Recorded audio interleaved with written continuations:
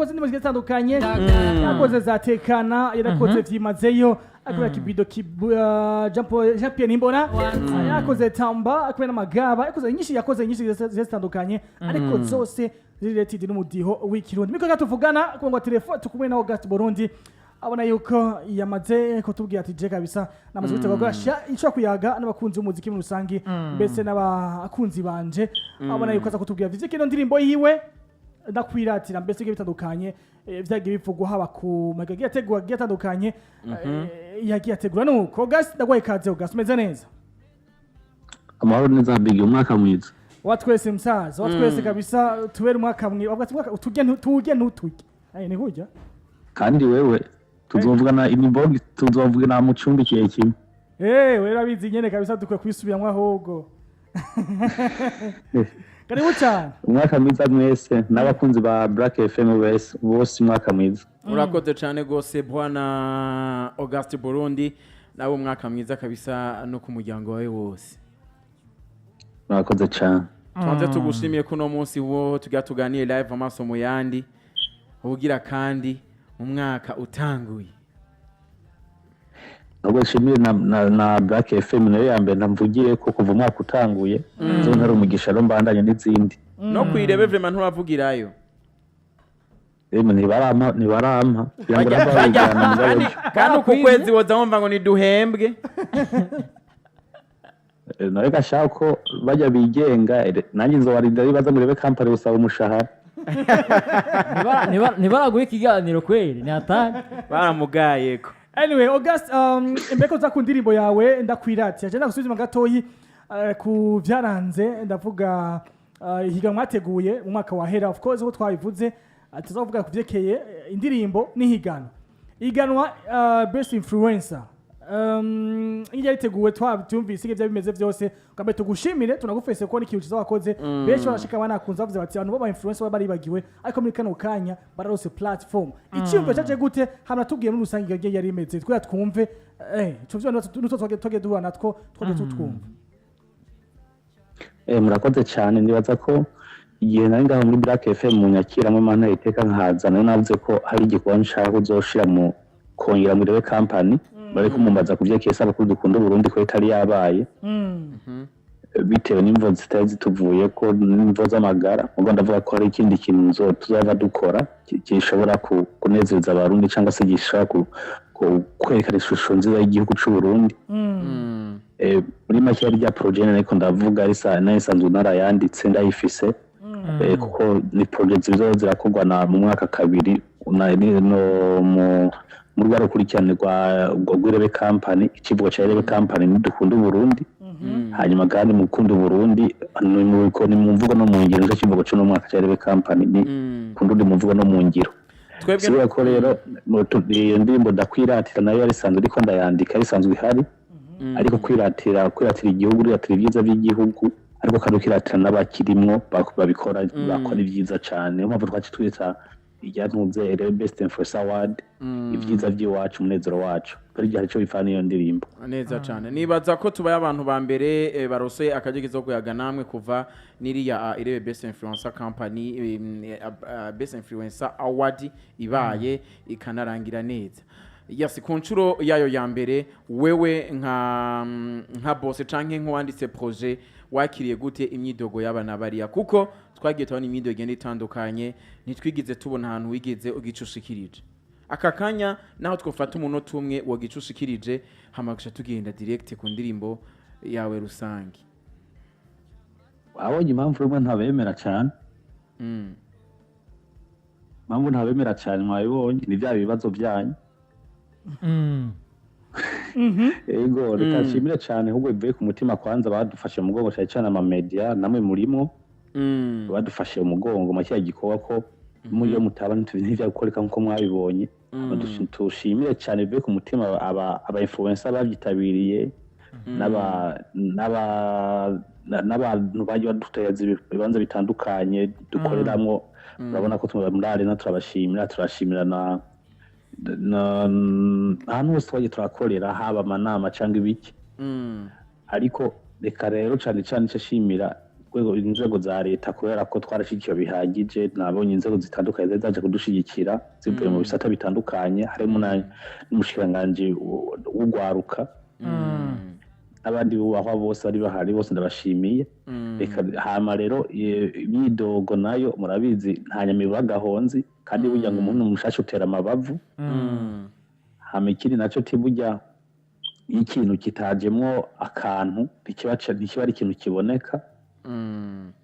reka dufate ko umwidogo wabonetse ariko jewe ikintu namye navuga kuva kera sinifuza akarenganyo haba mu gihugu haba mu wene gihugu haba mu buzima mbayemo cyangwa se nabo tubanye hafi na hafi kuko ariko kantu ariko kintu ca mbere dukwiye guca neza burundu mu gihugu cacu kintu bita akarenganyo cyangwa se ruswa igiturire twebwe rero irebe Best Influencer Award sinogera ntashimiye cyane intwari zabihagazemo neza aribo bari muri staff ya irebe Best Influencer Award iyo yarirongwe na DJ Rafa nukuri amashini guye ko barakoze kwa gikomeye cyane na Jiri kandi nayo nyene yarirongowe na Pierre Nkurikiye alias Cinjire nukuri bakoze ibintu bikora inka kubera ko award twe twatanze narabivuze muri project nashikije ndavuga ati je award nshaka gutanga sishaka guha award big cyangwa se rubamba nuko bamuzi ndashaduhe award umuntu umu best influencer yitwaye neza kandi abikora neza kandi ashiramo ingufu afishe ubushake n'ishaka mu byo arimo kugira ngo ejo nitwaronka ndacesha discipline ibe ije imbere gusumba ibindi kubera ko ni nabyo bizotuma ejo tuye muri Tanzania cyangwa muri Kenya babona yuko mu Burundi hari abantu bafite discipline bafite indero nziza ndundi kubera ko discipline ni ikintu cyambere yego rero ibintu byagenze neza muri rusange usibye yuko umva abana babiri agatsinda umwe kandi watsinze araryoherwa ariko watsinzwe ntashaka kuryoherwa ego yes nuko je ndibaza byinshi byaravuzwe je nanavyumvise agiye atatu bose bayivuze je nakora kugushima ndagushimira turakoze igikorwa ciza kuko uko birikoze ngo bayivuze ntanyambitabure agahonzi of course ariko akacangira wavuze igihugu kwa inshuro zibiri ku mwaka right ni izo kabiri ku mwaka irebe Best Influencer okay izindi evenema nazo bizogenda gute izo zikora zo canke ni iyo onye Best Influencer yaje gusubirira dukunda Burundi Festival canke dukunda Burundi yo bimeze gute vyayo bo murakoze nukubaho tuje mwirebe company yo tu umwaka wacu hera mu kwa kabiri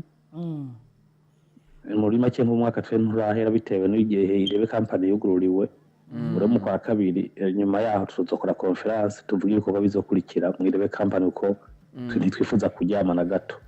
neza cyane yes tuza ku ndirimbo rero ndakwiratira ide yaje gutemeze gute tubwire background yo ndirimbo nishingeje muri ndirimbo ko biriko twatse kurimba indirimbo zakaranga of course nizokundisha igihugu kandi twanavyumva twanayumvise ariko cha kumenya icishegeje muri ndirimbo canke why ino ndirimbo yaje muri ukuntu yaje kunyene indirimbo mukuza nabiciye ku ntangamarara indirimbo mukuza ni muri yantumbira nyine kuri iteza imbere imico n'akaranga ariko riko ateza imbere imico n'akaranga bifite aho bishingiye aho karanga n'akahehe imico ni yahehe akaranga n'aki Burundi imico ni Burundi niyo mpamvu cabanza kwiratira ibyiza by'u Burundi bamurazi ko hari indirimbo yita Burundi uri mwiza hari itadagu dukunda Burundi hari bacu batsuni heza umanye nasigura ibice bimwe na bimwe mu ndirimbo ko iyo nza kuba mfise impano gukina amafilime no kinye filime ijanye n'ivyo bintu byose ariko ko iyo mpano tayofise cyankoresha nayo mfise yo kwandika mpayagiza kujya bigi ashobora guhayagiza wa musheri wiwe hajya avuga ati utatse neza umeze neza hari abandi bari gukoresha kudirimbo umusheri wanje nanje wa mbere n'igihugu ciwanje impamvu ndagitaka ubwiza bwacu nkabuvuga nkabwiratira aho ndi hose kuko nibaza ko usibye ko video yayo izoba ikomeye cyane nagoye gukora gose ariko nibaza ko umunsi nakoze video hano umuntu ari hanze azobona i Burundi icyo nashatse kuvuga y'amazi y'umusarara ayabone nka big intera z'amazi y'umusarara icyo amazi y'umusarara yabona za nzuzi n'imisozi ibiyaya n'ibiyaga uzowiziriye mu Burundi yaga byinshi cyane uzowaje mu Burundi uzokora video uri ngaha mu Burundi mbona charinde general cyazovuga kora yuko ndiko nabona ko iyo sinzi ko ndi turashaka hana mayide turabe icyo kogwa neza ariko kuba utari ngaha mu Burundi nibyo byatumye video idasohoka mu ndirimbo sa kuba utari ngaha mu Burundi byo ari bimwe mu byatumye video idasohokana n'indirimbo ego birimwe cyane kubera yuko hagera dukunda ubundi kugira ngo isohoke narinze gufata indege nza kuyikora hamaragaruka sinzi neza ko yo bari no canke iyo wasohoye muri izi zibiri mugabo hatigeza kuba harimo imwe watigeza ko wakuranye n'umwe mu mugi wangaha anye mu Burundi wanonse undi ni Regimo vyagenze gute kugira ngo ntube ujya mu gwi canke umugi waragaragaye muri izi ndimbo zibiri sinzi neza kari iyi canke iyo wamaze kurekura bo Regimo yari indirimbo yabo indirimbo yabo twajya dukorane ariko bitewe n'ibikorwa byinshi cyane byari byamfatiriye kandi abashimira cyane kubera ndanabasaba imbabazi kubera yuko wanashaka indirimbo nayo ikoze amarepetisiyo tumeze neza umwanya n'umwanya irashobora gusohoka ariko indirimbo ya Regimo na Auguste muteza kuzoyumva igihe n'igihe ngo manager wiwe anda usanga ari no ngaho yasoko ja Madrid ariko atumbiriza nako turi live video uraza kwiraba ntaho hari ako nato baraza kubibona live ntacyo ari nyuma ya kamera arige ntabizi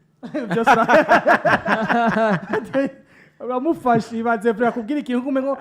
uri mu shasha nga cyane nabwiye Auguste zo mu diaspora Auguste bamwicaga auko diaspora gra auko diaspora we ni Murundi wa Buyenzi no kwa Siyoni ndajya kupaka tuzi ikintu ndi hano nyene